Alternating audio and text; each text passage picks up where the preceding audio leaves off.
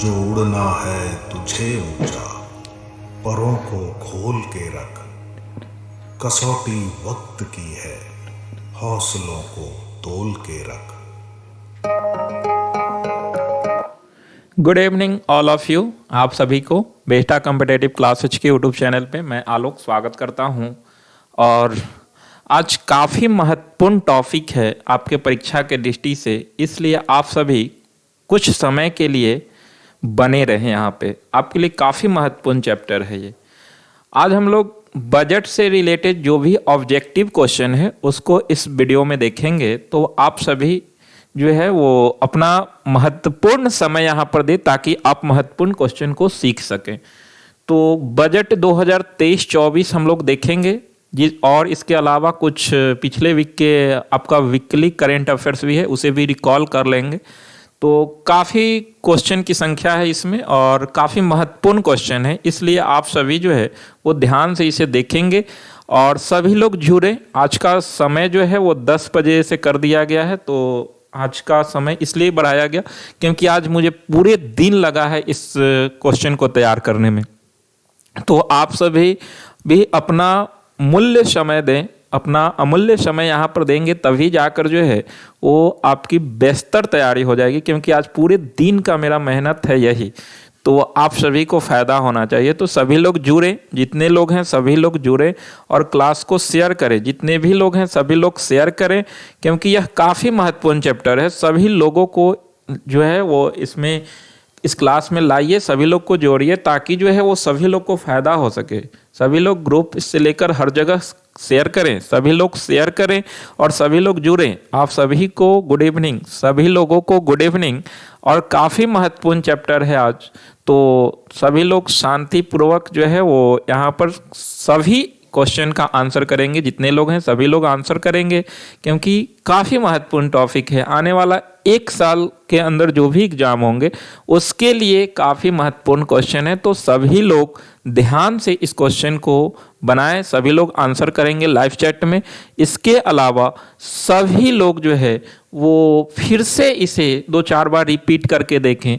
कभी भी एग्ज़ाम देने जाएं तो इसे एक बार देख कर जाएं, क्योंकि आने वाला जो भी 1 साल के अंदर परीक्षाएं होंगी उसमें 1-2 क्वेश्चन यहाँ से देखने के लिए मिलेगा। इसलिए आप सभी जो है यहाँ पर ध्यान से जो है वो क्लास को फॉलो करें। तो शुरू किया जाए। आप सभी रेडी हैं? क्लास को शुरू किया जाए। सभी लोग जुड़ें, जल्दी से सभी लोग क्लास में जुड़े और सभी लोग शामिल हों। सभी लोग जुड़े और अगर नए हैं तो प्लीज़ क्लास को सब्सक्राइब करें, बाकी लोग लाइक करें। सभी लोग क्लास को लाइक करें और शेयर करें। आइए, आप सभी को जो है क्वेश्चन का इंतजार है, तो लाया जाता है आपके लिए क्वेश्चन।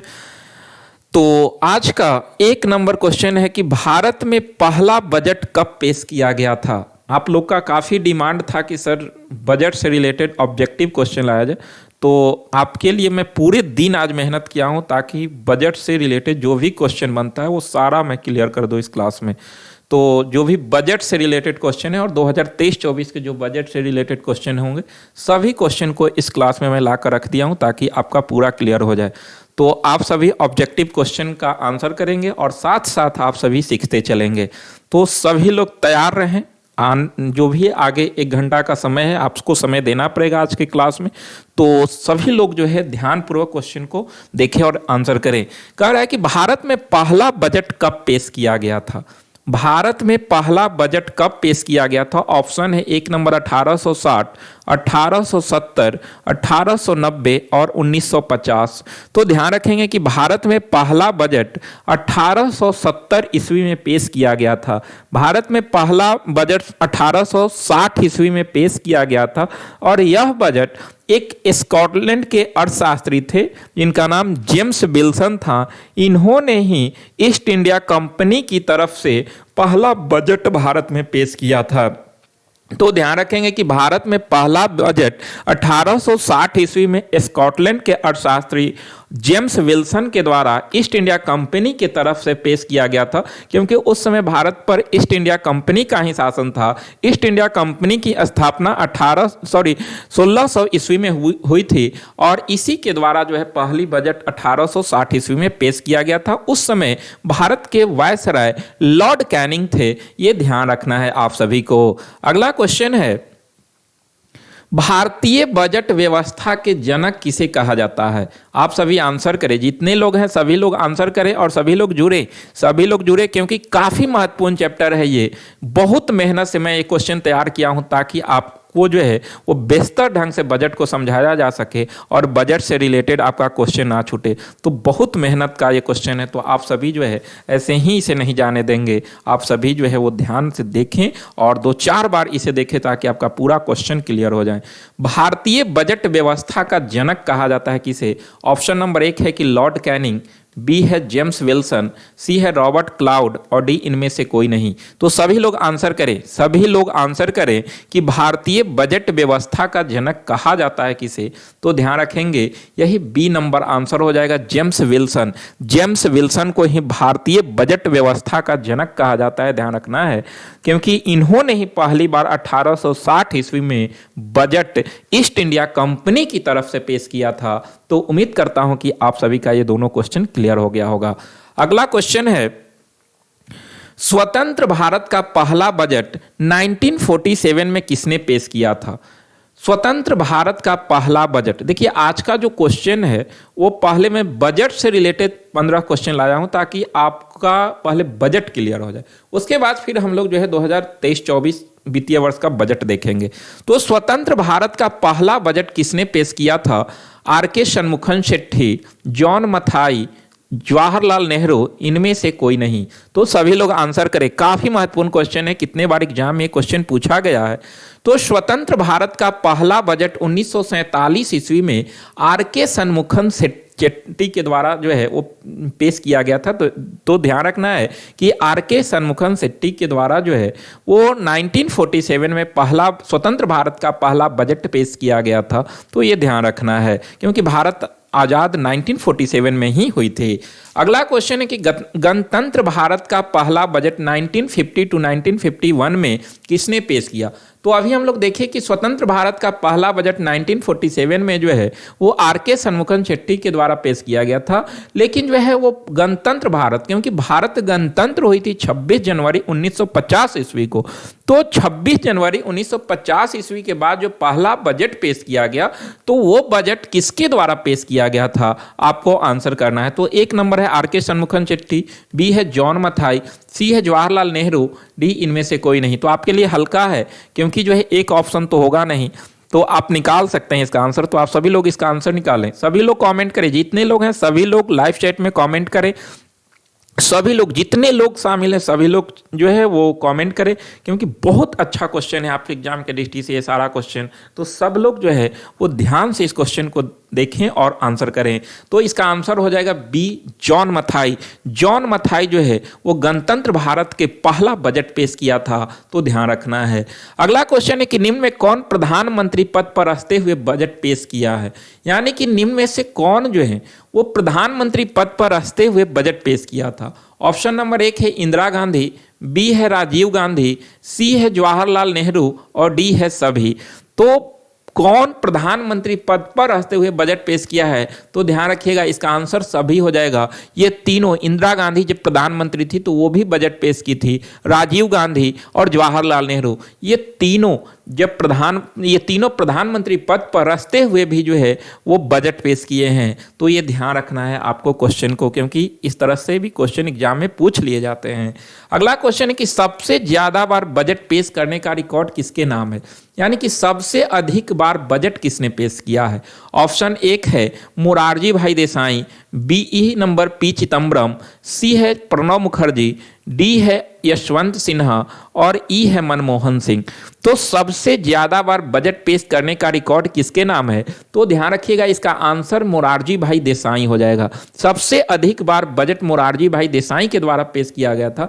इन्होंने कुल 10 बार बजट पेश किया है। ध्यान रखिएगा, 10 बार इन्होंने बजट पेश किए हैं मोरारजी भाई देसाई ने। जबकि दूसरे स्थान पर पी चिदम्बरम हैं, इन्होंने 9 बार बजट पेश किया।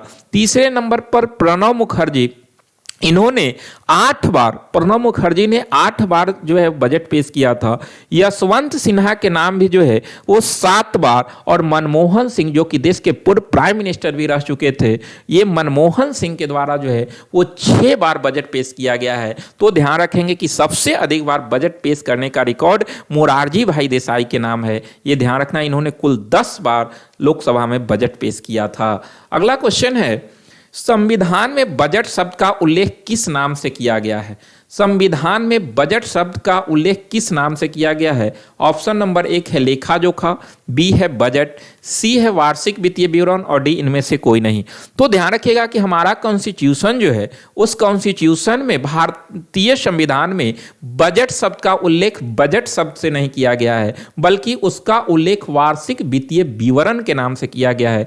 भारतीय संविधान के आर्टिकल 112, ध्यान रखेंगे, आर्टिकल 112 में वार्षिक वित्तीय विवरण का उल्लेख किया गया है, यानी कि बजट शब्द का उपयोग नहीं किया गया है। तो ध्यान रखना है कि वार्षिक वित्तीय विवरण का उल्लेख भारतीय संविधान के आर्टिकल 112 में किया गया है, यानी कि बजट शब्द का उल्लेख भारतीय कॉन्स्टिट्यूशन में नहीं किया गया है। तो ध्यान रखना है, इसका आंसर सी हो जाएगा। अगर हम बजट शब्द की अर्थ की बात करें तो चमड़े की थैली हो जाती है। आप इसको ध्यान रखेंगे, चमड़े की थैली इसे कहा जाता है। बजट का अर्थ जो है चमड़े की थैली होती है।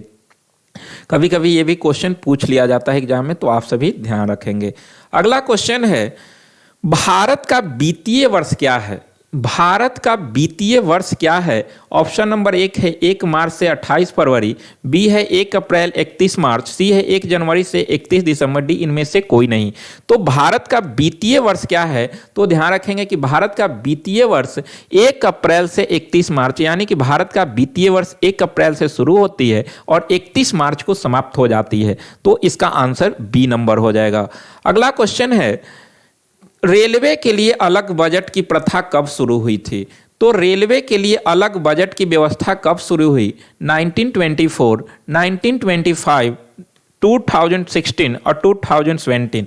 तो रेलवे के लिए अलग बजट की व्यवस्था कब किया गया था? तो इसका आंसर आप सभी लोग कमेंट करें, जितने लोग हैं सभी लोग कमेंट करें इसका आंसर। तो इसका आंसर हो जाएगा 1 नंबर 1924, यानी कि 1924 ईस्वी में रेलवे को आम बजट से अलग कर दिया गया था, यानी कि रेलवे के लिए अलग बजट की व्यवस्था किया गया था 1924 में। यह ध्यान रखना है। और इसके आगे का जो क्वेश्चन है इसमें कह रहा है कि रेलवे के लिए अलग बजट की प्रथा किस समिति के सिफारिश पर किया गया था?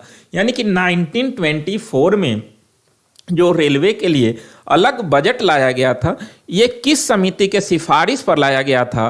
तो 1 नंबर ऑप्शन है विवेक देवराय समिति, बी है एकवर्थ समिति, सी है राजमन्नार समिति और डी है इनमें से कोई नहीं। तो रेलवे के लिए अलग बजट की प्रथा किस समिति के सिफारिश पर किया गया? तो ध्यान रखेंगे, इसका आंसर बी होगा, एकवर्थ समिति के सिफारिश पर 1924 में रेलवे को आम बजट से अलग कर दिया गया था। ये क्वेश्चन को ध्यान रखना है आपको।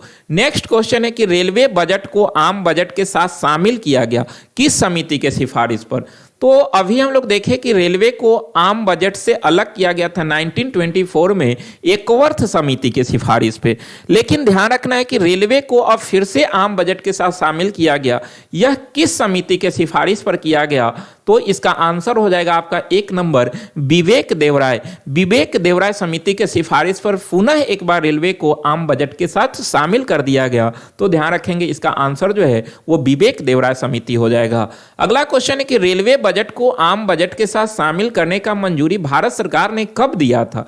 यानी कि अभी हम लोग देखें कि विवेक देवराय समिति के सिफारिश पर रेलवे बजट को आम बजट के साथ शामिल कर दिया गया।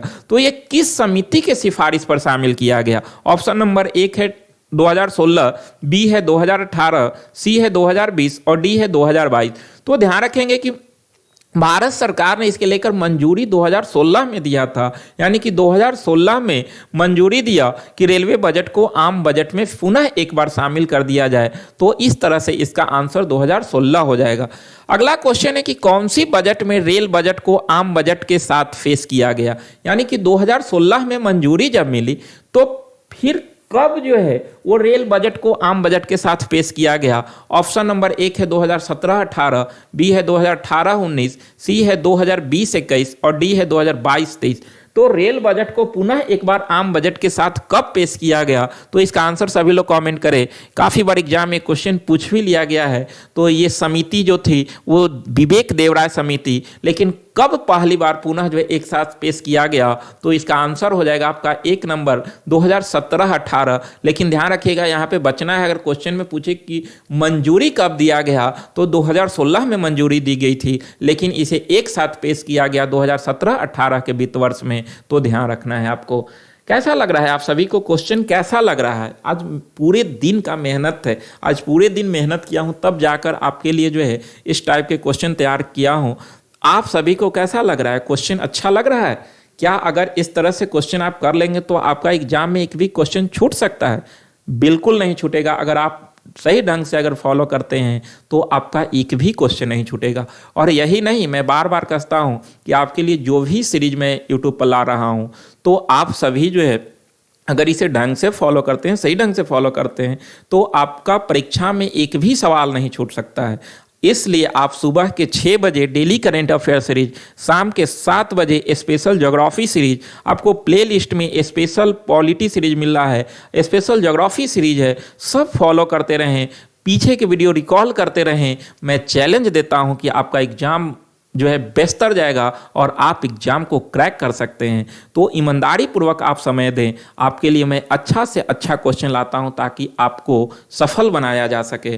तो आप सभी भी मेहनत करें। देखिए कि मैं आज जो है ऑफलाइन बैच बंद होने के बावजूद मैं आपके लिए पूरे दिन मेहनत किया, क्वेश्चन निकाला, उसके बाद पीपीटी तैयार करके आपके बीच फिर से आया ताकि जो है आपको बेहतर से बेहतर क्वेश्चन दिया जा सके, ताकि आप एग्जाम को क्रैक कर सके। तो जब हम आपके लिए इतना मेहनत कर रहे हैं तो आपको तो नौकरी लेना है, तो आपको तो ज़्यादा मेहनत करना चाहिए। तो आप सभी करते रहें, जितने लोग हैं सभी लोग मेहनत करें और सफल हों, यही उम्मीद आप सभी से है। और इसी उम्मीद के लिए जो है वो हम आपके लिए इतना मेहनत करते हैं। तो आप सभी भी मेहनत करें। तो चलिए, उम्मीद करता हूं कि आप सभी को क्वेश्चन समझ में आ रहा होगा और आपका बजट क्लियर हो जाएगा। तो अभी तो बजट का जो है वो टेलर चल रहा है, अभी तो 2023-24 बजट देखेंगे तो वो तो फिल्म अभी बाकी है। तो अभी टेलर है, अभी फिल्म देखना बाकी है। तो अभी बने रहें आप सभी। जो है वो खाना खाने के बाद नींद तो नहीं ना आ रहा है, नहीं तो जो है फिर कहिएगा कि जो है वो सोने जा रहे हैं। तो सोना नहीं है, जो नींद को भगाना है और अपने तैयारी को जारी रखना है। तो सोना नहीं है, ठंड अब समाप्त हो चुकी है। आप सभी जो है पढ़ाई पे ज़्यादा ध्यान दें, अभी पढ़ने का सीजन ज़्यादा है, ठीक है। तो आइए कीजिए इस क्वेश्चन का आंसर। भारत का पहला पेपरलेस बजट पेश किया गया। भारत का पहला पेपरलेस बजट कब पेश किया गया? आप सभी इसका आंसर करें। पहला पेपरलेस बजट जो है वो कब पेश किया गया भारत में? तो ऑप्शन नंबर 1 है 2017-18, बी है 2018-19, 2020-21 और डी है 2021-22। तो भारत का पहला पेपरलेस बजट कब पेश किया गया? तो ध्यान रखेंगे इसका आंसर हो जाएगा आपका 2021-22। 2021-22 इसका आंसर होगा। अब आप इसको समझ सकते हैं क्योंकि 2020 में कोविड का बहुत गहरा प्रभाव था पूरे विश्व के ऊपर। तो इसके लेकर जो है 2021 में जो बजट पेश हुई थी तो वो टैब के माध्यम से हुई थी और यह पहला पेपरलेस बजट थी। उसके बाद फिर 2022-23 आया, फिर 2023-24, यानी कि इस बार लगातार तीसरी बार पेपरलेस बजट पेश किया गया है। तो ध्यान रखना है कि पहली बार 2021-22 में पेपरलेस बजट जो है वो लाया गया था लोकसभा में। अगला क्वेश्चन है कि भारत में पहली बार 1 फरवरी को बजट पेश किया गया, यानी कि पहले जो है वो आप देखे थे कि 28 फरवरी को बजट पेश किया जाता था, लेकिन पहली बार 1 फरवरी को बजट कब पेश किया गया? आप सभी इसका आंसर बताएं। 1 नंबर ऑप्शन है 2017, बी है 2018, सी है 2020 और डी है 2021। तो भारत में पहली बार 1 फरवरी को बजट 2017 में पेश किया गया। 2017 से 1 फरवरी को बजट पेश किया जाता है, इससे पहले 28 फरवरी को बजट पेश किया जाता था। अगला क्वेश्चन है, भारत में पहली महिला वित्त मंत्री, भारत में पहली महिला वित्त मंत्री, तो एक नंबर ऑप्शन है इंदिरा गांधी, बी है निर्मला सीतारमन, सी है मीरा कुमार और डी है सरोजिनी नायडू। तो ध्यान रखेंगे कि भारत में पहली महिला वित्त मंत्री, इसका आंसर करें सभी लोग आंसर करें, जितने लोग हैं सभी लोग आंसर करें। बहुत अच्छा क्वेश्चन है। भारत में पहली महिला वित्त मंत्री कौन है? तो इसका आंसर एक नंबर होगा इंदिरा गांधी। इंदिरा गांधी जब प्रधानमंत्री थी तो वित्त मंत्रालय का पद अपने पास रखी थी, तो वो पहली महिला वित्त मंत्री के तौर पर इंदिरा गांधी को जाना जाता है। लेकिन अगला क्वेश्चन है कि भारत में पहली पूर्णकालीन महिला वित्त मंत्री कौन थी? तो भारत में पहली पूर्णकालीन महिला वित्त मंत्री कौन है? तो इंदिरा गांधी, निर्मला सीतारमन, मीरा कुमार, सरोजिनी नायडू। तो सभी लोग आंसर करें, भारत में पहली पूर्णकालीन महिला वित्त मंत्री, तो इसका आंसर हो जाएगा निर्मला सीतारमन। निर्मला सीतारमन इसका आंसर होगा, यानी कि बी नंबर। तो दोनों क्वेश्चन आपको ध्यान देना है, दोनों क्वेश्चन में बचना है। अब जो है हम लोग चलते हैं बजट 2023-24 की ओर।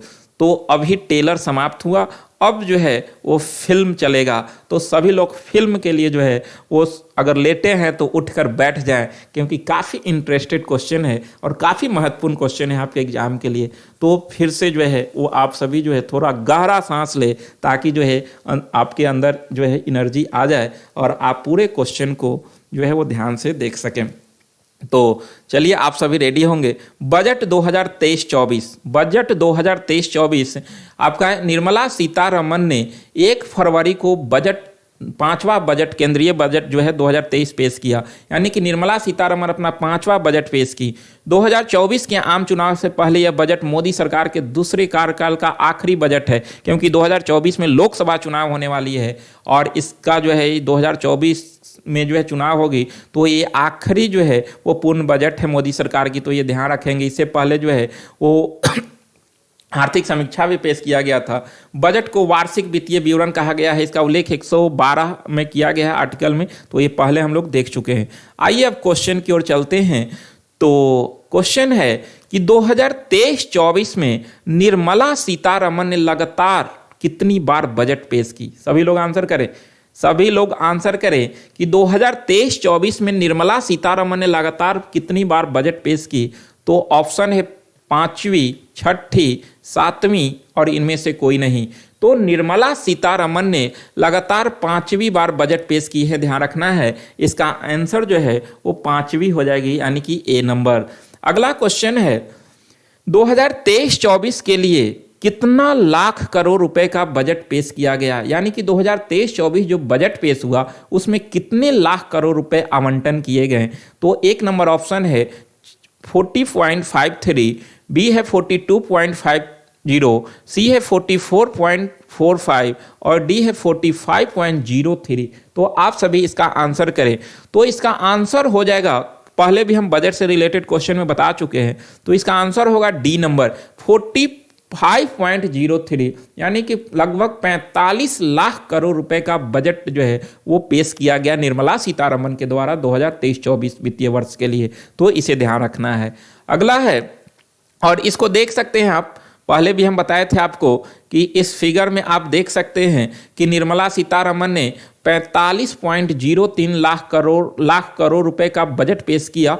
और इसमें हम देख सकते हैं कि कहाँ से रुपया आता है और कहाँ जाता है। तो देखिए कि आपका जो है वो 15% आय कर से, 7% केंद्रीय उत्पाद शुल्क से और 15% निगम कर से, 17% जीएसटी से। काफ़ी चर्चित रहता है ये क्वेश्चन, ध्यान भी रखेंगे, जीएसटी से पूछता है। तो 17% जीएसटी से और 34% जो है वो कर्ज और देयताओं से, 2% गैर ऋण पूंजी से, आपका 6% जो है वो गैर कर राजस्व से और 4% आपका सीमा शुल्क से ये आ रहे हैं आपके पैसे। जबकि रुपया खर्च कहाँ होगी? तो ध्यान रखेंगे कुल रुपये का 4% पेंशन पे, 20% ब्याज भुगतान, जो कि काफ़ी जो है वो बड़ा रकम इधर चली जाती है ब्याज भुगतान में 20%, 9% केंद्र प्रायोजित योजनाओं पर, तो योजना पे 9%, 7% सब्सिडी पर और कुल आय का 8% आपका रक्षा क्षेत्र पर, तो ये भी एक काफ़ी महत्वपूर्ण है। इसके अलावा 18% जो है वो कर शुल्क में राज्यों के हिस्से पर, यानी कि 18% रुपया जो है वो आपका राज्यों को जाता है, 9% वित्त आयोग और 17% केंद्र सरकार के क्षेत्रीय योजनाओं पर और 8% में अन्य खर्च हैं। तो इस तरह से जो है भारत सरकार का रुपया कहाँ से आती है और कहाँ जो है वो भारत सरकार के पास से चली जाती है, ये टोटल आपका विवरण यहाँ पर दिया हुआ है। तो आप इस फिगर को 2-4 बार देखेंगे तभी जाकर जो है आपका डाटा क्लियर होगा। अगला क्वेश्चन है कि 2023-24 के लिए बजट 2022-23 के मुकाबले कितना प्रतिशत अधिक है, यानी कि 2022-23 के मुकाबले में 2023-24 में कितना प्रतिशत जो है वो अधिक है, आप सभी को आंसर करना है। एक नंबर ऑप्शन है 7.4, बी है आपका 8.5, सी है 9.5 और डी इनमें से कोई नहीं। तो 2023-24 के लिए बजट 2022-23 के मुकाबले कितना प्रतिशत अधिक है, तो इसका आंसर हो जाएगा, ध्यान रखिएगा, एक नंबर 7.4%। 7.4% जो है वो आपका अधिक है पिछले वर्ष के मुकाबले। तो ध्यान रखना है आपको कि जो है इस पर 7.4% जो है वो अधिक का बजट है 2022-23 के मुकाबले। अगला क्वेश्चन है कि 2023-24 के लिए राजकोषीय घाटे का अनुमान क्या है। तो राजकोषीय घाटा, इससे पहले आप राजकोषीय घाटा को समझेंगे क्योंकि यहाँ से भी क्वेश्चन आपका एग्जाम में पूछ लिया जाता है, इसलिए आप इस पॉइंट को समझेंगे। कह रहे हैं पहले तो बजट अनुमान क्या होता है, तो आगामी वित्त वर्ष में कमाई और खर्च का अनुमान देते हैं, इसी को बजट अनुमान कहते हैं। ये आपका जो है वो घर के अंदर भी देखने के लिए मिलेगा। आपका संशोधित अनुमान ये है। इसके अलावा आप राजकोषीय घाटा को समझेंगे। यहाँ पे क्या होता है कि कमाई कम और खर्च ज्यादा होने पर सरकार को घाटे में माना जाता है, यानी कि कमाई कम हो रहा है और खर्च ज्यादा है तो इसी को राजकोषीय घाटा कहा जाता है, ध्यान रखना है। और यदि अगर कमाई ज्यादा हो तो राजकोषीय मुनाफा भी कहा जाता है। राजस्व घाटा समझेंगे। सरकार के लक्ष्य से कम कमाई होने को राजस्व घाटा कहा जाता है, यानी कि सरकार लक्ष्य फिक्स किया कि इतना जो है वो हम पैसा कमाएंगे लेकिन इससे कम उसे प्राप्त हुआ तो इसी को राजस्व घाटा कहा जाता है। जबकि राजस्व व्यय जो होता है वो देश चलाने के लिए होने वाले खर्च को राजस्व व्यय कहते हैं। अभी हम लोग फिगर में देखें कि कहाँ कहाँ कितना पैसा जा रहा है, तो देश चलाने के लिए इतना खर्च जो है राजस्व व्यय कहलाए। यह खर्च सब्सिडी देने, वेतन देने, कर्ज व अन्य सरकारों को अनुदान देने में होता है, यानी कि ये सब खर्च होती है। पूंजीगत व्यय क्या होती है, तो जिस खर्च से सरकार को कमाई होती है उसे पूंजीगत व्यय कहते हैं, यानी कि जो खर्च किया उससे उसको प्रॉफिट हुई उसी को पूंजीगत व्यय कहा जाता है। तो ये सारे पॉइंट को आप ध्यान रखेंगे। अब इसका आंसर करें आप सभी इस क्वेश्चन का कि 2023-24 के लिए राजकोषीय घाटा का अनुमान क्या है। पहले भी हम बता चुके हैं कि राजकोषीय घाटा 2023-24 के लिए कितना है, तो आप सभी इसका आंसर करें। 2023-24 के लिए राजकोषीय घाटा, एक नंबर ऑप्शन है 5.9%, बी है 6.5%, सी है 4.5 और डी इनमें से कोई नहीं। तो इसका आंसर एक नंबर होगा। ध्यान रखिएगा, काफी महत्वपूर्ण क्वेश्चन है। यहां से क्वेश्चन हर एग्जाम में पूछा जाता है कि 2023-24 के लिए राजकोषीय घाटा का अनुमान 5.9% है। तो इस पॉइंट को आप ध्यान रखेंगे, 5.9%। ये काफी महत्वपूर्ण क्वेश्चन है क्योंकि राजकोषीय घाटा और राजस्व घाटा से रिलेटेड क्वेश्चन हमेशा आता है। जबकि 2022-23 के लिए राजकोषीय घाटा क्या है, तो वो तो 2023-24 के अनुमान हम लोग देखे, लेकिन 2022-23 में राजकोषीय घाटा क्या है। एक नंबर ऑप्शन है 5.9, बी है 6.5, सी है 4.5 और डी है इनमें से कोई नहीं। तो ध्यान रखेंगे इसका आंसर हो जाएगा बी नंबर, 6.5% राजकोषीय घाटा 2022-23 का है। अगला क्वेश्चन है कि 2025-26 तक राजकोषीय घाटा करने का लक्ष्य क्या है, यानी कि सरकार का 2025-26 तक लक्ष्य क्या है कि राजकोषीय घाटे को जो है वो कहां तक जो है वो लाया जाए। तो इसका लक्ष्य कहां तक है, आंसर करें सभी लोग। एक नंबर है 5.9, बी है 6.5, सी है 4.5। तो इसका आंसर सी हो जाएगा, 4.5% तक लाने का लक्ष्य भारत सरकार की तरफ से जो है वो किया जा रहा है कि 2025-26 तक राजकोषीय घाटे को कम कर 4.5% तक कर दिया जाए। तो इस तरह से जो है ये 3 महत्वपूर्ण क्वेश्चन थे। अगला है कि ये तो सेम क्वेश्चन है, घाटे करने के लक्ष्य तो 4.5% तक इसका आंसर। अब देखिए आपका जो है वो कितना राजस्व जो है वो प्राप्तियां हो रही है और कितना क्या हो रही है। तो यहाँ पे आप देख सकते हैं कि 1 नंबर में राजस्व प्राप्तियां हैं। तो कभी कभी क्वेश्चन पूछ लिया जाता है, तो आप यहाँ 2023-24 को ध्यान रखेंगे कि 2023-24 में जो है वो 26,32,281 ये बजट का अनुमान है। ये आपका जो है करोड़ रुपए में है, तो 26,32,281 करोड़ रुपए जो है वो आपका राजस्व प्राप्तियां हैं 2023-24 में। इसके अलावा आप कर राजस्व देख सकते हैं, तो 23,30,631 करोड़ है। तो ये पॉइंट को ध्यान रखेंगे। और इसके अलावा आप 16 नंबर और 17 नंबर पॉइंट को भी ध्यान रखेंगे। एक राजकोषीय घाटे का लक्ष्य जो है वो 17,86,816 और प्राथमिक घाटा को भी ध्यान रखेंगे जो है वो 7,06,845 करोड़ रुपए। तो ये 4-5 पॉइंट एग्जाम में पूछ लिया जाता है, इसलिए आपको ध्यान रखना है इस क्वेश्चन को। अगला क्वेश्चन है कि 2023-24 बजट में फार्मा उद्योग के विकास के लिए दिया गया।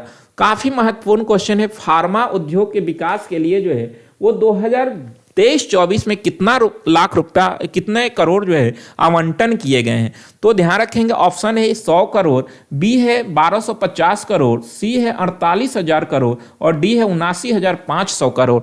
तो फार्मा उद्योग के लिए जो है वो आपको 1250 करोड़ रुपया इस बार आवंटन किया गया है 2023-24 में। क्योंकि ध्यान रखेंगे कि पहली बार जो है पिछला साल 100 करोड़ आवंटन किया गया था, क्योंकि कोविड के बाद जो है वो फार्मा उद्योग पर काफी विशेष ध्यान दिया जा रहा है, इसलिए अभी इस पे जो है काफी बजट बढ़ा दिया गया है। तो फार्मा उद्योग पर इस बार 1250 करोड़ रुपया जो है आवंटन किया गया है। तो ये ध्यान रखना है आपको, क्योंकि पिछला बार 100 करोड़ था और इस बार बढ़ाकर 1250 करोड़ रुपया कर दिया गया है। तो ये पॉइंट को ध्यान रखना है, क्योंकि कोविड के बाद फार्मा उद्योग जो है वो काफी चर्चा में रहा है। अगला क्वेश्चन है 2023-24 बजट में प्रधानमंत्री आवास योजना के लिए कितना दिया गया।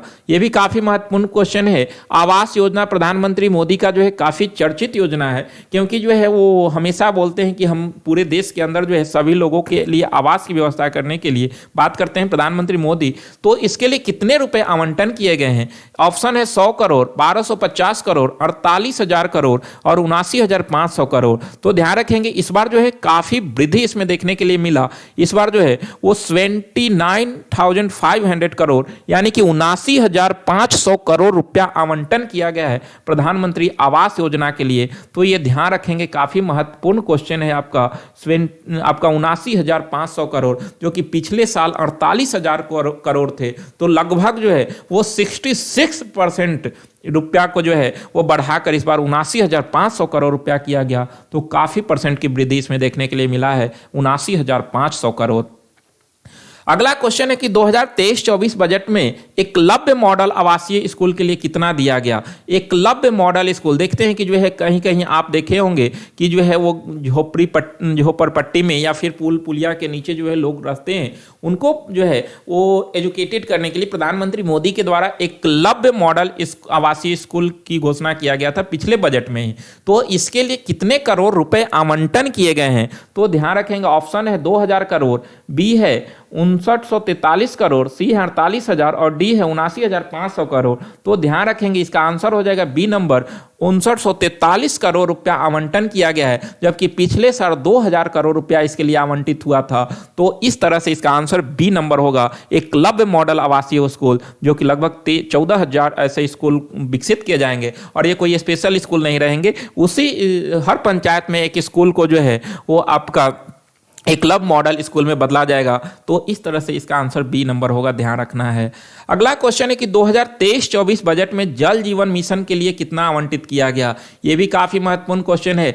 बजट में जल जीवन मिशन के लिए सभी लोग जो है इसका आंसर करें। देखिए ये सब क्वेश्चन बहुत अच्छा क्वेश्चन है और आने वाला एग्जाम में यही सब क्वेश्चन है, इसलिए आप सभी ध्यान पूर्वक इस क्वेश्चन को देखें और समझें और आंसर करें। जितने लोग हैं सभी लोग आंसर करें। अब ये नहीं कि जो है सभी लोग सोना शुरू कर दें, नींद नहीं ना आ रहा है किसी को, सभी लोग जो है वो आंसर करें। जितने लोग हैं सभी लोग क्वेश्चन को ध्यान पूर्वक सुने और आंसर करें, क्योंकि अगर सो गए तो फिर चुक जाएंगे, इसलिए चुकना नहीं है। अगर कुछ करना है, कुछ पाना है, तो फिर जो है वो नींद से भी लड़ना सीखना होगा। तो नींद से लड़े और आगे बढ़े।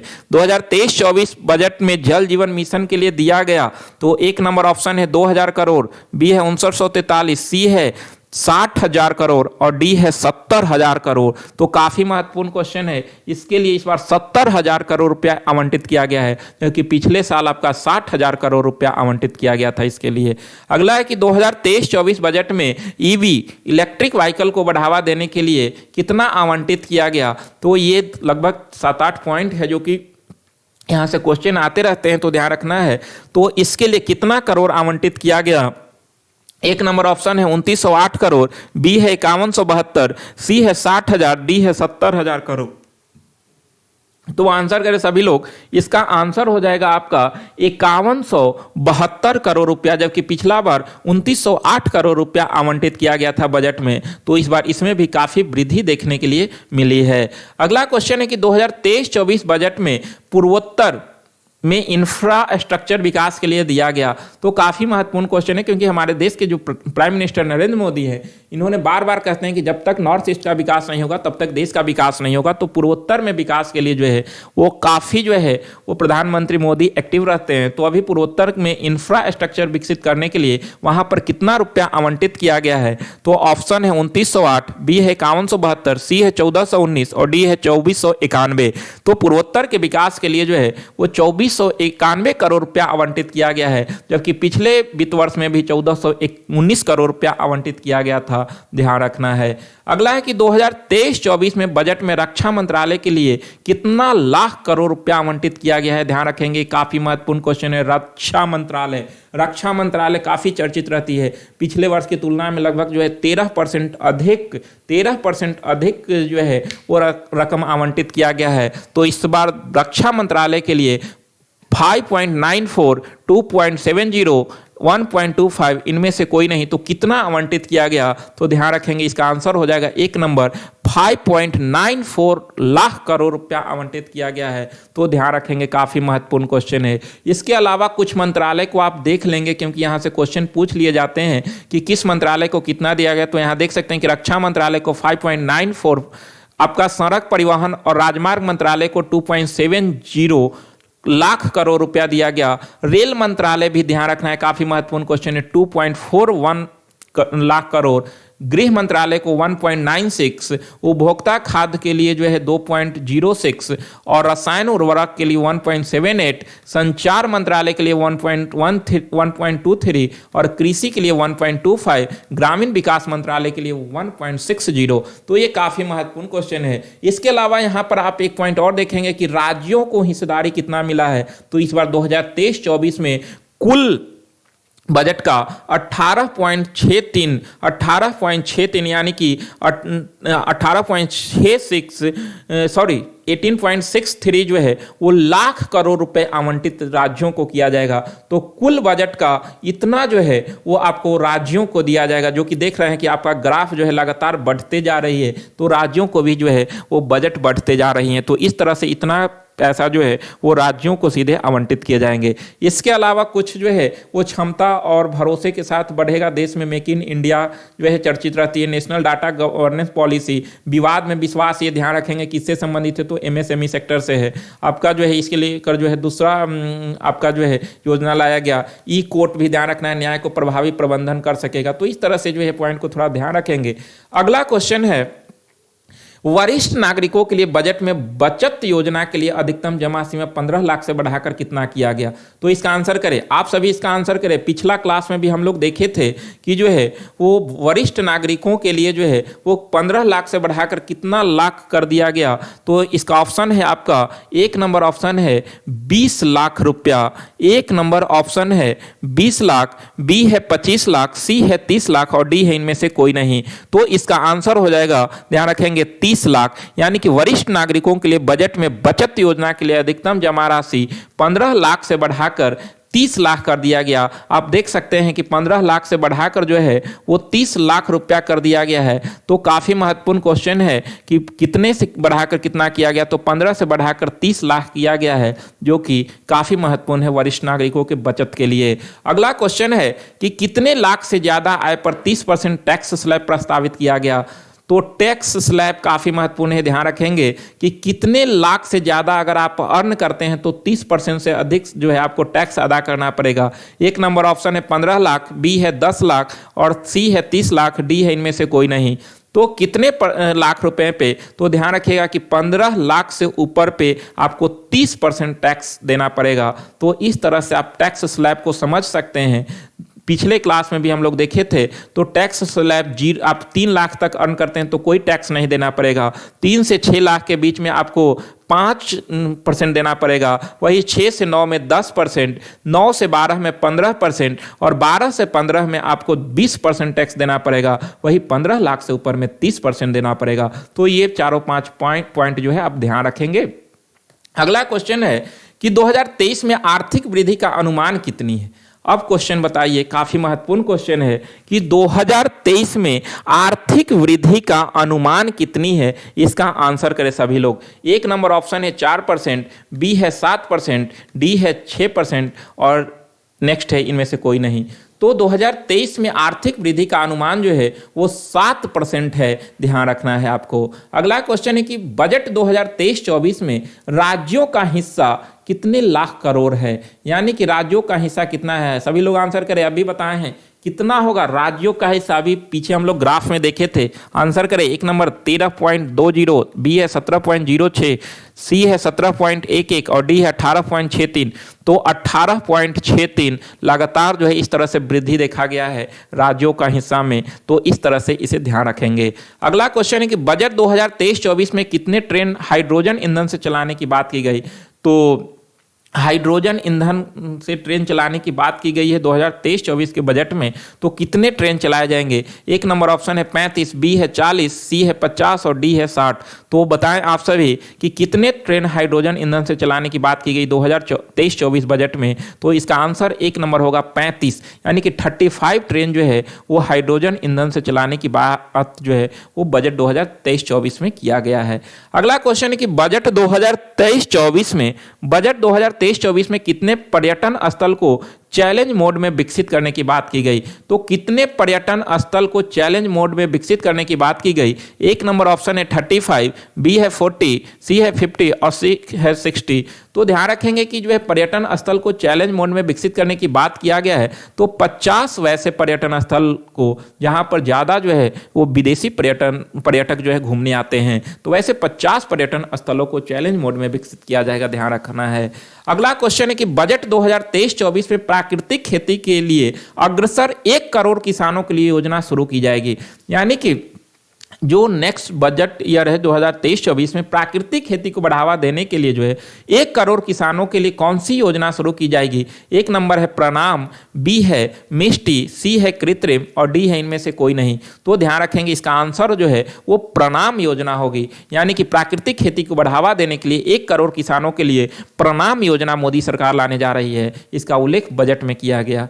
अगला है कि बजट 2023-24 में मैनग्रोव के पौधारोपण को बढ़ावा एवं रामसर स्थल के संरक्षण हेतु कौन सी योजना शुरू की जाएगी। तो बजट में उल्लेख किया गया है कि अभी भारत के अंदर जो है वो 75 रामसर स्थल हो गए हैं और मैनग्रोव वनों की बढ़ावा देने के लिए कौन सी योजना भारत सरकार लाएगी। ऑप्शन है प्रणाम योजना, बी है मिष्टी योजना, सी है कृत्रिम योजना और डी है इनमें से कोई नहीं। तो इसका आंसर करें, सभी लोग आंसर करें, जितने लोग हैं सभी लोग आंसर करें कि बजट 2023 में कौन सी योजना ला रही है रामसर स्थल को संरक्षण हेतु। तो इसका आंसर बी होगा मिष्टी योजना। मिष्टी योजना ध्यान रखना, ये दोनों क्वेश्चन काफी महत्वपूर्ण क्वेश्चन है, मिष्टी योजना और प्रणाम योजना। तो ये दोनों क्वेश्चन को आप ध्यान रखेंगे, काफी महत्वपूर्ण क्वेश्चन है। अगला क्वेश्चन है, अगले क्वेश्चन पे चलते हैं। तो नेक्स्ट क्वेश्चन है आपका कि बजट 2023-24 में कब तक कार्बन उत्सर्जन को नेट जीरो का लक्ष्य रखा गया है। यानी कि नेट जीरो का लक्ष्य कब के लिए रखा गया है, बजट 2023-24 में चर्चा भी किया गया। ऑप्शन है 2050, बी है 2060, सी है 2070, इनमें से कोई नहीं। तो नेट जीरो का लक्ष्य 2070 ध्यान रखना है, इसका आंसर सी हो जाएगा। ग्रीन ग्रोथ की राह पर बढ़ा देश। बजट ने वर्ष 2070 तक देश में कार्बन उत्सर्जन खत्म करने का लक्ष्य रखा है। इसके लिए केंद्र सरकार ने 19,700 करोड़ रुपए की एक योजना लागू करने की घोषणा किया है। ध्यान रखेंगे, इसके लिए जो है 19,700 करोड़ रुपया आवंटित किया गया है नेट जीरो की ओर जाने के लिए, तो ध्यान रखना। इसके अलावा आप देख सकते हैं कि 2030 तक भारत में 50 लाख टन का ग्रीन हाइड्रोजन का उत्पादन हर वर्ष करने का क्षमता भी भारत सरकार स्थापित करेगी, और इसके लेकर जो है लद्दाख सबसे प्रमुख हब बनने जा रही है। तो ये सारे पॉइंट को आपको ध्यान रखना है। अगला क्वेश्चन है, बजट 2023-24 तक भारत में 50 लाख टन का ग्रीन हाइड्रोजन का उत्पादन हर वर्ष करने की क्षमता स्थापित किया जाएगा। तो अभी हम लोग पीछे वाला क्वेश्चन में देखें कि जो है 2023-24 में भारत में 50 लाख टन का ग्रीन हाइड्रोजन का उत्पादन हर वर्ष करने का क्षमता स्थापित करने जा रहा है। कब तक? तो ध्यान रखेंगे, इसका ऑप्शन है 2050, बी है 2060, सी है 2070 और डी है 2030। तो अभी हम लोग पीछे वाला में देखे थे यहां पर कि 2030 तक 50 लाख टन का ग्रीन हाइड्रोजन स्थापित करने का लक्ष्य स्थापित किया है। तो ध्यान रखेंगे, तो इसका आंसर आप सभी लोग कर लें, सभी लोग इसका आंसर करें, तो इसका आंसर हो जाएगा आपका 2030, यानी कि इसका आंसर डी नंबर हो जाएगा। अगला क्वेश्चन है, तो इस तरह से ये सारे पॉइंट को ध्यान रखेंगे, काफी महत्वपूर्ण क्वेश्चन है। यहां पर आप देख सकते हैं कि 35,000 करोड़ रुपए का आवंटन ऊर्जा परिवर्तन के लिए भी किया गया है, और 2030 तक 50 लाख टन ग्रीन हाइड्रोजन का उत्पादन सरकार करेगी। तो इस तरह से ये पॉइंट को आपको ध्यान रखना है, काफी अच्छा प्रोजेक्ट है। अगला है कि बजट 2023-24 के अनुसार भारत में स्टार्टअप की संख्या कितनी है, यानी कि 2023-24 के अनुसार जो है अभी भारत में स्टार्टअप की संख्या कितनी है। तो इसका आंसर आप सभी लोग करें कि भारत के अंदर जो है अभी कितने स्टार्टअप हैं। तो एक नंबर ऑप्शन है कि 452, बी है 84,012, सी है 2075 और डी है 2030। तो इसका आंसर बी नंबर हो जाएगा, यानी कि भारत में अभी स्टार्टअप की संख्या जो है वो 84,012 हो चुकी है। तो ये पॉइंट को ध्यान रखना है। अगला क्वेश्चन है कि बजट 2023-24 के अनुसार भारत में यूनिकॉर्न की संख्या कितनी है, यानी कि 23-24 में भारत में यूनिकॉर्न की संख्या कितनी है। तो ऑप्शन है आपका 452, बी है 84,012 और सी है 85 और डी है 100। तो आपको पिछले वीडियो में हम बताए थे, इस तरह के एक डाटा दिए थे, इसमें आप देखें कि जो है भारत के अंदर जो है अभी यूनिकॉर्न की संख्या 85 है। तो 85 यूनिकॉर्न है, जबकि चीन में 243 है, अमेरिका में 704 है, जापान में 11 है और जर्मनी में 36 है। तो अभी जो है सबसे ज्यादा यूनिकॉर्न की संख्या अमेरिका के अंदर है, ध्यान रखना है, और भारत में 85 है। यूनिकॉर्न ऐसे स्टार्टअप कंपनी जिनका मार्केट कैप $1 बिलियन से ज्यादा होता है उसी को यूनिकॉर्न कहते हैं, ध्यान रखेंगे। जिसका मार्केट कैप $1 बिलियन से ज्यादा होता है वो यूनिकॉर्न कंपनी कहलाती है, और भारत में अभी यूनिकॉर्नों की संख्या 85 है, ध्यान रखेंगे।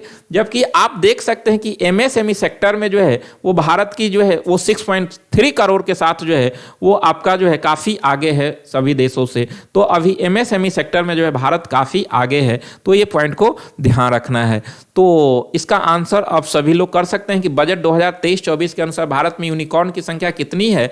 तो इसका आंसर हो जाएगा आपका सी नंबर 85, यानी कि 85 यूनिकॉर्न है। तो उम्मीद करता हूं कि आप सभी को यह क्वेश्चन क्लियर हो गया होगा। अगला है कि 2023-24 के पीएम श्री स्कूल को कितना करोड़ मिला है, यानी कि 2023-24 के लिए जो है पीएम श्री स्कूल के लिए कितना करोड़ रुपया आवंटित किया गया है, इसका आंसर आप सभी को करना है।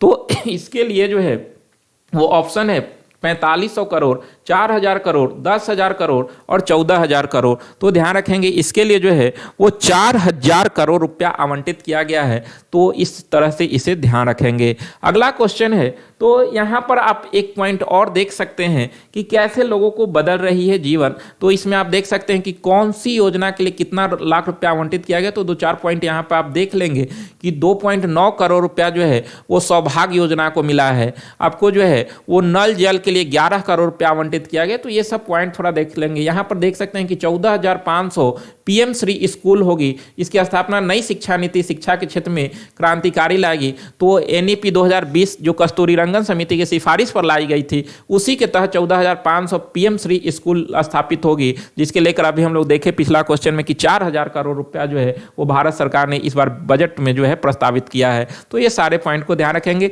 आवास योजना काफी चर्चित है, इस बार जो है 2.1 करोड़ घर बनाने का लक्ष्य है प्रधानमंत्री आवास योजना के तहत, ये भी ध्यान रखना है। आयुष्मान भारत योजना, तो ये सारे पॉइंट आपको ध्यान रखना है क्योंकि जीवन की गुणवत्ता से रिलेटेड ये महत्वपूर्ण पॉइंट है, तो इसे एक दो बार देखेंगे तो क्लियर हो जाएगा। अगला क्वेश्चन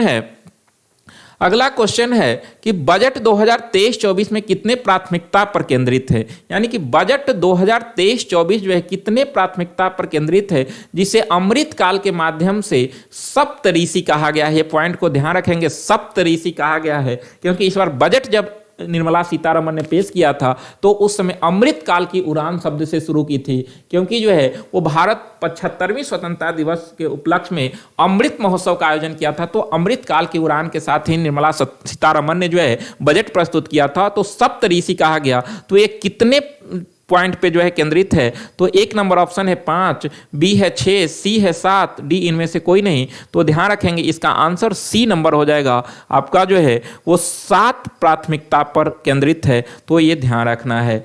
बजट 2023-24 में वित्त मंत्री ने कितने मिनट का भाषण दिया था, यानी कि इस बार जो बजट वित्त मंत्री ने पेश किया तो कितने मिनट का भाषण दिया, तो एक नंबर ऑप्शन है 50, बी है 60, सी है 87 और डी है 2 घंटा 40 मिनट। तो आंसर करें, सभी लोग इसका आंसर करें, 2 घंटा 40 मिनट इसका क्या आंसर होगा, सभी लोग इसका आंसर करें। तो ध्यान रखेंगे इसका आंसर हो जाएगा आपका 87 मिनट, यानी कि इस बार 87 मिनट का भाषण जो है वो निर्मला सीतारमण ने लोकसभा में दी थी।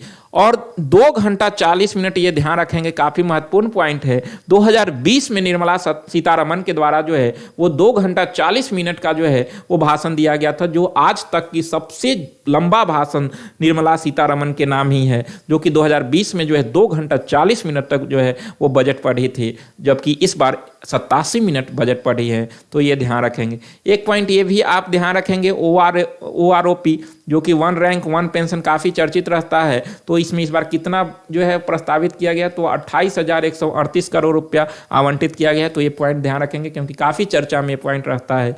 इसके अलावा आप एक चीज़ और देख लेंगे जी, जो कि आपका जो है क्या सस्ता हुआ और क्या महंगा हुआ है। तो सस्ता वाला ये है और महंगा वाला ये है, तो आपको जो खरीदना है, सस्ता खरीदना है या महंगा, तो महंगा हुआ है कपड़ा और आपका जो है LED टीवी सस्ता हो गया है। मोबाइल कैमरा लेंस जो है वो सस्ता हुआ है, हीरे की आभूषण सस्ता हुआ है, बायोगैस से जुड़ी चीज़ें सस्ता हुई, मोबाइल फ़ोन सस्ता हो गया है। आपका जो है ये देख सकते हैं सोना महंगा हुआ, विदेशी खिलौना महंगा हुआ, सिगरेट महंगा हो गया है। तो इस तरह से जो है वो आप देख सकते हैं छाता महंगा हो गई है। तो इस तरह से आप सस्ता महंगा देख सकते हैं। और इस तरह से जो है काफ़ी महत्वपूर्ण चीज़ है यहाँ पर कि 15,400 गुना से भी अधिक वृद्धि जो है स्टार्टअप में देखने के लिए मिली, क्योंकि 471 से बढ़कर 73,000 पार कर चुकी है स्टार्टअप भारत के अंदर। तो इस तरह से ये सारे पॉइंट को ध्यान रखेंगे। तो ये था जो है 2023-24 बजट।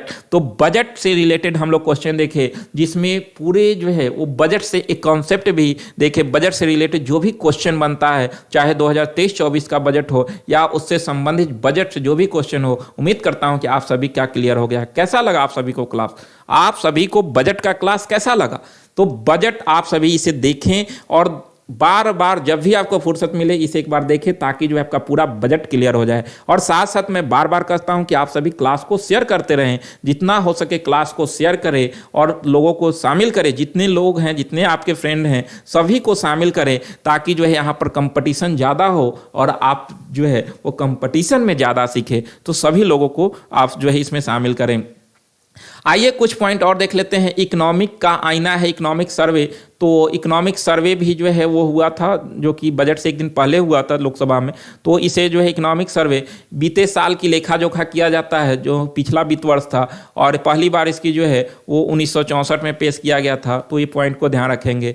इसमें आर्थिक सर्वेक्षण में जो है वो आप देख सकते हैं कि जो है MSME सेक्टर के लिए जो है वो 30.5% जो है वो ज़्यादा कर्ज दिया गया। कृषि क्षेत्र में ग्रोथ का अनुमान 3.9% और औद्योगिक क्षेत्र में 11.8% जो है वो तेजी का अनुमान है। सर्वेक्षण में कच्चे तेल की महंगाई पर चिंता व्यक्त किया गया था लोकसभा में, 2024-25 में 5,000 बिलियन की अर्थव्यवस्था बनने के लिए बुनियादी ढांचे पर जो है वो काफ़ी खर्च करेगी भारत सरकार। आरबीआई की खजाने में 635 बिलियन डॉलर का रिजर्व जो कि 13 महीने के आयात और भारत सरकार का विदेशी कर्ज में से ज़्यादा है।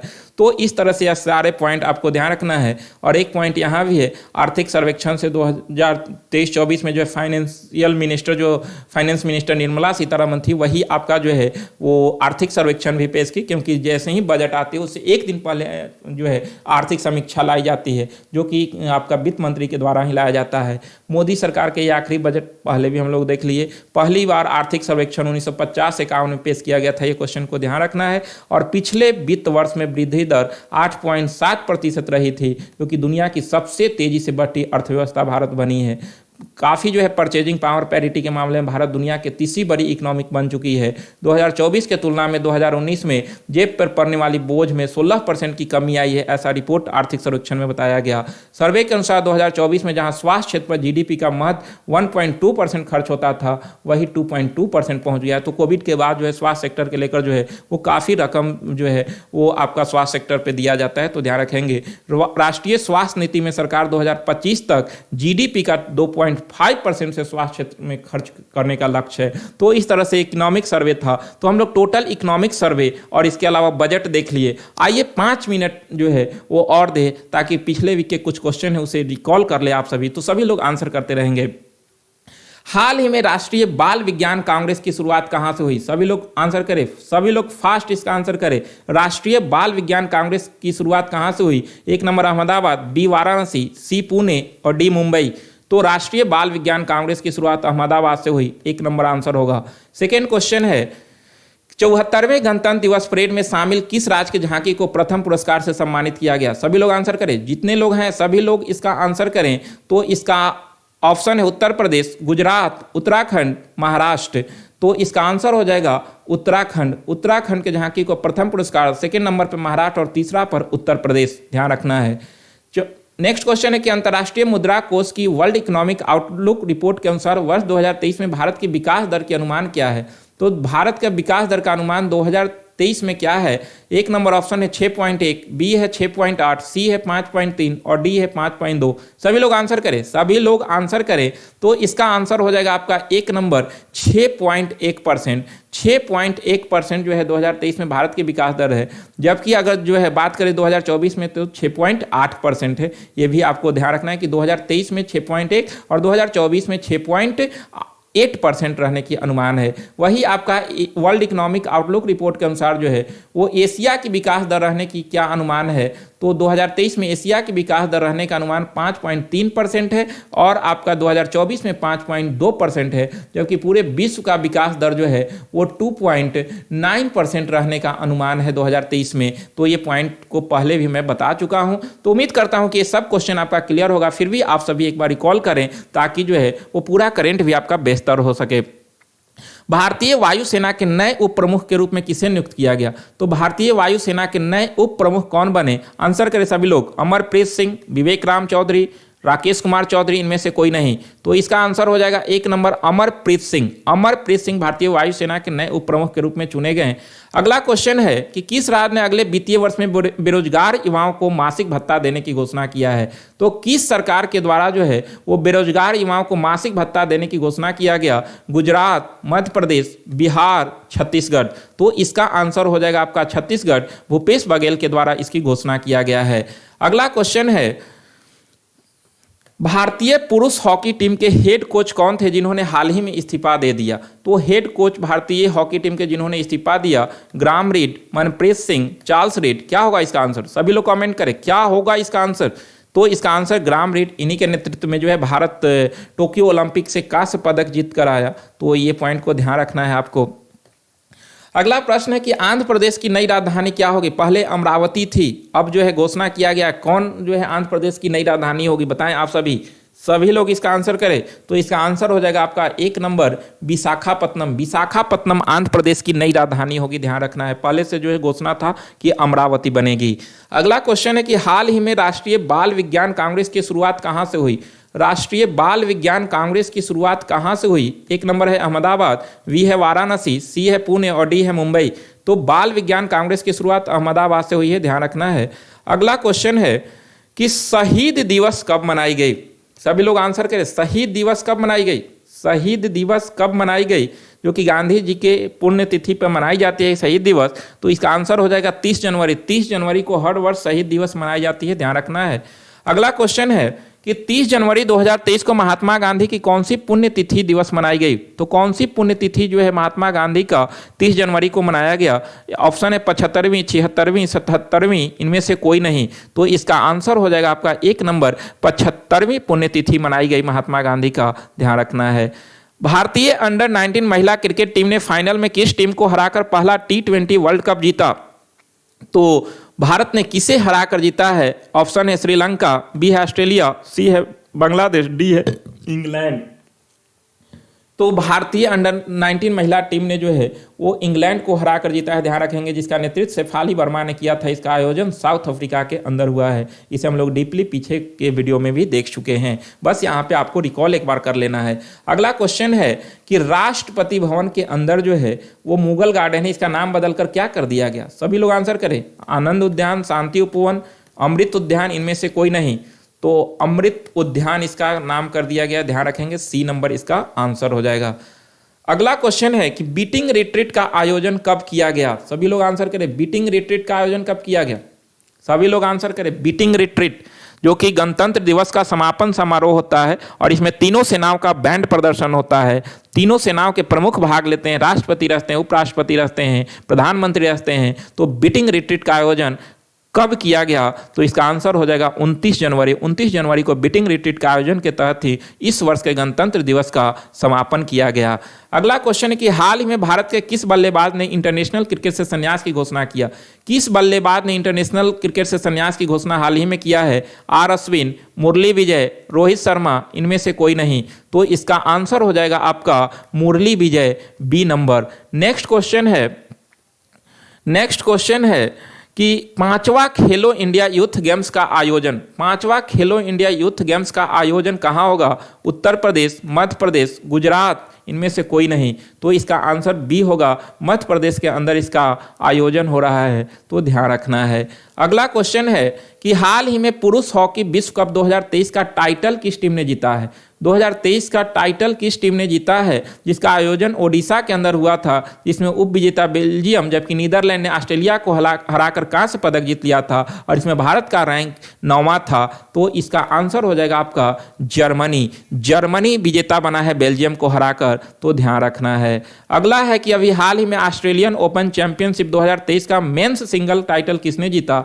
तो ऑस्ट्रेलियन ओपन पहला आपका विंबलडन होता है, ध्यान रखेंगे, हर वर्ष का, और जबकि अंतिम यूएस ओपन होती है। तो इसका जो है वो सिंगल टाइटल किताब पुरुष में किसने जीता? ऑप्शन है नोवाक जोकोविच, राफेल नडाल, स्टेफनोस सिटपियास, और इनमें से कोई नहीं। तो इसका आंसर हो जाएगा आपका 1 नंबर नोवाक जोकोविच, ध्यान रखना है। जबकि इसमें महिला सिंगल टाइटल किसने जीता है? तो इसका आंसर करें सभी लोग, महिला सिंगल्स किताब किसने जीता, जिससे जो है वो एरिना रिवकिना को हराकर किसने जो है वो ऑस्ट्रेलियन ओपन महिला सिंगल टाइटल किताब जीता है? तो इसका आंसर 1 नंबर अरीना सबालेंका हो जाएगा, 1 नंबर। अगला क्वेश्चन है काफ़ी डेंजर क्वेश्चन है, ये देखकर डर लग गया होगा आप लोग को रात में कि जो है ये सर कहाँ से क्वेश्चन ला दिए। ऐसा नहीं है, आपका जो है वो अब भारतीय मित्र बनने जा रहे हैं ये लोग, क्योंकि जो है अभी तक जो है वो नामीबिया से देखे थे कि 8 चीता को लाया गया और कुनो नेशनल पार्क में लाया गया। तो आप सभी जाकर जो है मिल सकते हैं,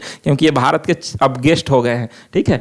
तो अभी जो है भारत सरकार ने अभी जो है एक समझौता किया है कि 12 चीतों को हर वर्ष भारत लाया जाएगा। किस देश के साथ ये समझौता किया? सभी लोग आंसर करें। देखिए आप ही की तरफ देख भी रहा है, तो आपको जो है पहचान रहा है ये, ताकि जो है आप सभी जाकर इसे मिले। चीता से जाकर जो है कुनो नेशनल पार्क में आप सभी मिल सकते हैं, ठीक है।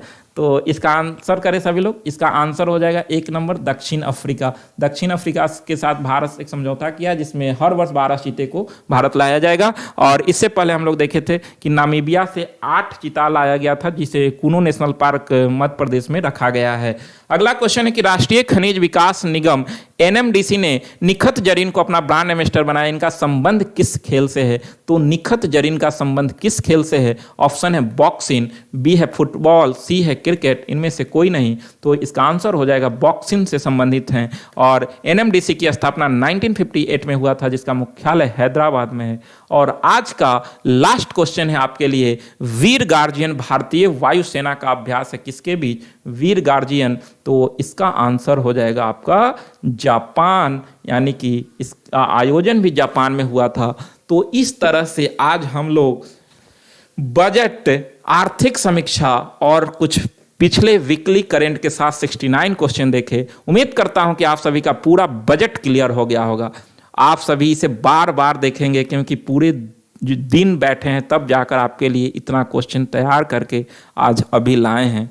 तो आप सभी मेहनत करें, आप सभी इसे ऐसे ही नहीं जाने दें। आपके लिए बहुत मेहनत करता हूं, तब जाकर जो है इस टाइप के क्लास लेकर आता हूं। तो आप सभी मेरे मेहनत को समझें और आप सब मेहनत करें, ताकि बेहतर रिजल्ट ला सके, मुझे आप पे प्राउड फील हो। तो इस तरह से मेहनत करें। तो कैसा लगा आप सभी को आज का क्लास? कैसा लगा सब लोग जरूर से कमेंट करेंगे, सभी लोग कमेंट करेंगे आज का क्लास कैसा लगा, आप सभी को इससे कितना फ़ायदा हो रहा है, क्या ज़रूरत है, आप सभी ज़रूर बताएं, ताकि मैं आपके लिए और बेहतर कर सकूं। तो आज यहीं तक, काफ़ी लेट हो गया आज के क्लास में, लेकिन कोई बात नहीं। जो है वो आप सभी के लिए महत्वपूर्ण चैप्टर था, महत्वपूर्ण जो है वो बजट से रिलेटेड क्वेश्चन थे। तो आप सभी के लिए जो है इसे ध्यान से देखना है और फॉलो करें। सभी लोग शेयर भी करें, सभी लोग शेयर करें। आप सभी का एक काम ये भी है कि क्लास को जितना हो सके शेयर करते रहें और सभी लोगों को जोड़ें, जितना अधिक हो सभी लोगों को लाएं। जितने भी आपके फ्रेंड्स वगैरह हैं सभी को लाकर यहाँ पे जो है वो शामिल करें, ताकि उन्हें लाकर बताएं कि जो है कैसा उनकी तैयारी है। आपको भी कंपटीशन मिलेगा, आपको भी पता चलेगा। तो इसलिए सभी लोगों को जोड़ें। तो आज यहीं तक, काफ़ी लंबा क्लास चला गया है, तो ठीक है। आप सभी को बहुत बहुत धन्यवाद। गुड नाइट आप सभी को, गुड नाइट, गुड नाइट आप सभी को, जो है शुभ रात्रि। ठीक है, धन्यवाद।